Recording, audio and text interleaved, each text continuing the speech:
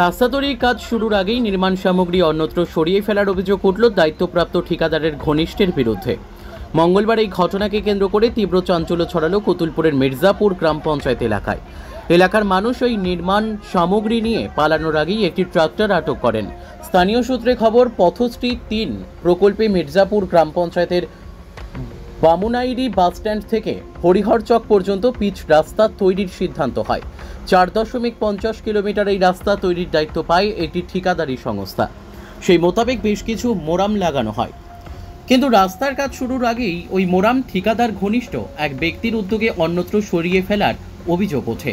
এলাকার মানুষ বাধা দেন। তাদের দাবি, ওই রাস্তার কাজ শেষ হলে তবে উদ্ধৃত সামগ্রী নিয়ে যেতে দেওয়া হবে।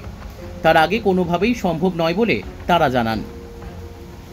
যদিও অভিযুক্ত ঠিকাদার ঘনিষ্ঠের দাবি, এই ঠিকাদারি সংস্থার কাজ লোগো এলাকায় হচ্ছে, সেখানেই এই মোরাম নিয়ে যাওয়া হবে। পরে প্রয়োজন মতো মোরাম ফের এখানেই নিয়ে আসা হবে বলে তিনি জানান। এ বিষয়ে মির্জাপুর গ্রাম পঞ্চায়েতের প্রধান তনুশ্রী মণ্ডল বলেন, আমরাও খবরটা পেয়েছি। যা হচ্ছিল তা এক প্রকার চুরি। বিষয়টি পঞ্চায়েতের পক্ষ থেকে বিডিও ও পুলিশকে জানানো হবে বলে তিনি জানান।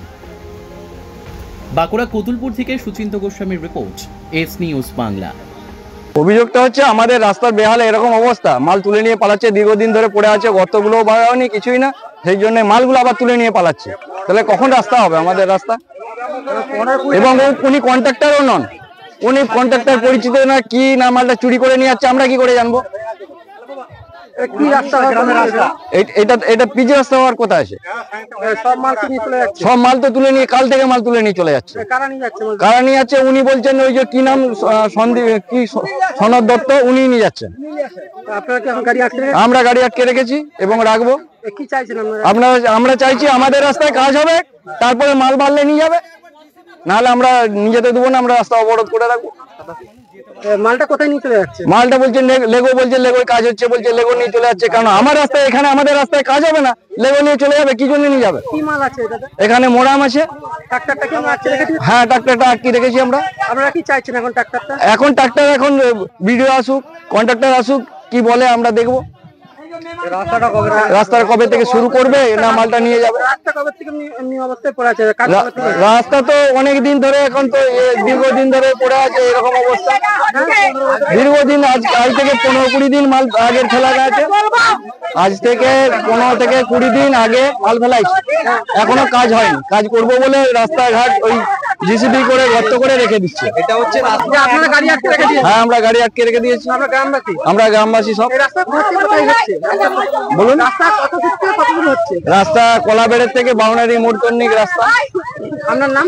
আমার নাম তন্ময় দিগার। অভিযোগ হচ্ছে যে এই রাস্তাটা অতি প্রয়োজনীয় রাস্তা, এই রাস্তার উপরে প্রচুর চাপ হয়, আর দীর্ঘ 10-15 বছর এই রাস্তার কোনো কাজ হয় না।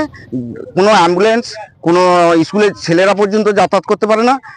এই রাস্তা হওয়ার কথা হয়ে কাজ শুরু হয়েছে, অথচ কাজ মাঝখানে আবার বন্ধ করে পড়ে আছে, মালপত্র এখানে পড়ে আছে, আবার সেই মালপত্র আবার এই আমাদের অজান্তে তুলে নিয়ে চলে যাচ্ছে সব।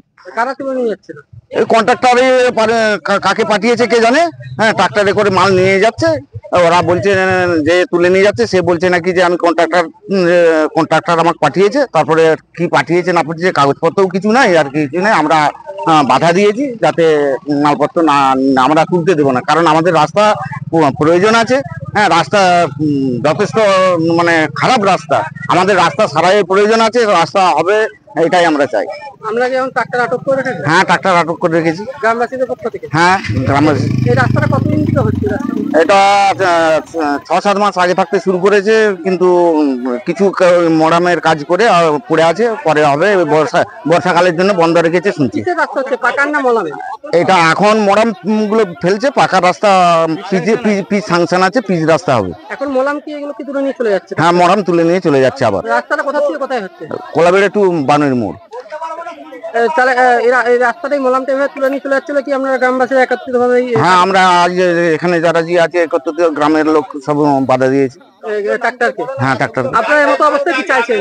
আমরা চাইছি যে ট্রাক্টর এখন না আটকানো থাক, তারপরে কি উপর থেকে কি কারা আছে দেখা যাক, তাদের কি বলে, তারপরে ট্রাক্টর ছাড়া হবে।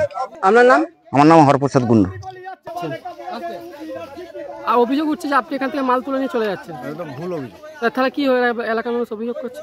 ওই যে এজেন্সি কাজ পেয়েছে এখানে, সেই এজেন্সিরই লেগো পঞ্চায়েতে কাজ আছে, তার কিছু মাল দরকার ছিল, সেই জন্য এখান থেকে এই সাইড থেকে ওই সাইডে নিয়ে যাচ্ছে। কিন্তু এলাকার মানুষ অভিযোগ করছে দীর্ঘদিন এই রাস্তা বেহাল অবস্থায় পড়ে আছে, তারপরে ওরা কাজ না করে মাল নিয়ে চলে যাচ্ছেন। এই রাস্তায় কাজ হবে, এই জন্য তো মালপত্র পড়েছে, কাজ হবে। কিন্তু আজকে তাহলে এখানে হয়েছে ওয়েদার বৃষ্টির জন্য, বর্ষার জন্য কাজটা করতে হবে। আজকে যে মাল নিয়ে চলে যাচ্ছেন, আজকে যে মাল নিয়ে চলে যাচ্ছেন, আমার মাল ফেলা হবে।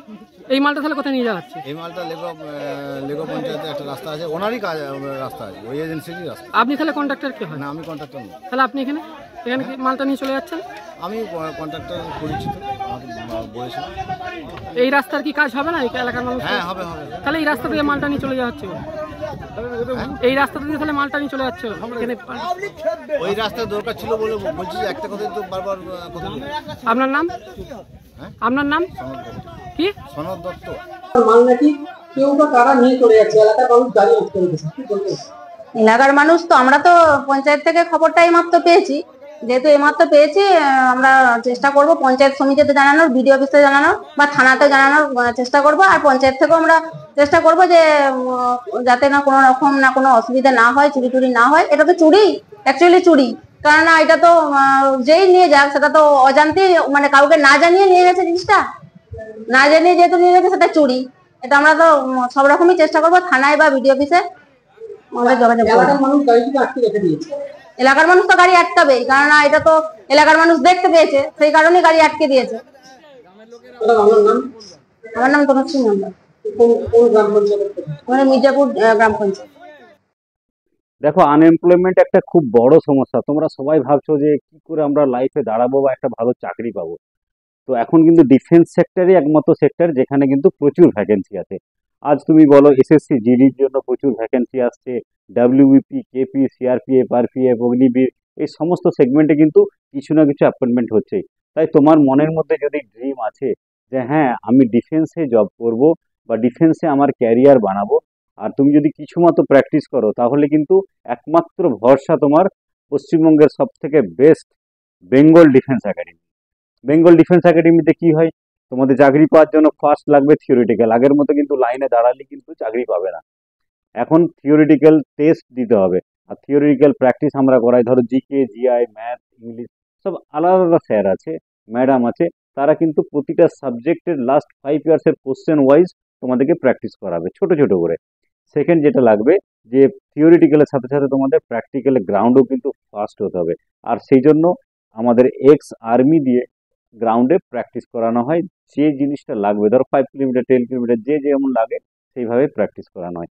প্র্যাকটিস করানোর পর আমরা মেডিকেল রেগুলার বেসিসে টেস্ট করাই, এবং তারপরে এখান থেকেই তোমরা যে কোনো যতগুলো জব আছে তার জন্য তোমরা ভ্যাকেন্সি ফিল আপ করতে পারবে, ফর্ম ফিল আপ করতে পারবে, এবং সেই হিসেবে তোমরা পরীক্ষায় বসো। আর তোমাদের যদি ডেডিকেশন থাকে না আমাকে জবটা পেতেই হবে, তাহলে কিন্তু আমরা তোমাদের সাথে আছি, তোমাদেরকে আমরা সবভাবে সাহায্য করব, বাকিটুকু তোমার কাছে।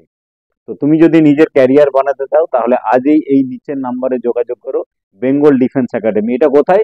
এটা বাঁকুড়া জেলার বিষ্ণুপুর, মন্দিরনগরে বিষ্ণুপুর, এটা শুনেছ নিশ্চয়ই। সেই বিষ্ণুপুরে আমাদের বিশাল ক্যাম্প আছে। ক্যাম্পের মধ্যে আমাদের হস্টেলও আছে, যেখানে ছেলেদের যাদের বাড়ির অবস্থা একটু খারাপ তাদের জন্য থাকা খাওয়া সমস্ত ব্যবস্থা আছে। আর বাইরে তো থাকতে পারবেই, বাইরেও থাকার প্রচুর ব্যবস্থা আছে। তো আজই এখনই এই নাম্বারে ফোন করো, বেঙ্গল ডিফেন্স একাডেমি, ফোন করে বলো যে আমি অ্যাডমিশন নিতে চাই, কি করতে হবে আমাকে বলুন। ঠিক আছে, তাহলে তোমাদের ফোনের অপেক্ষায় থাকলাম।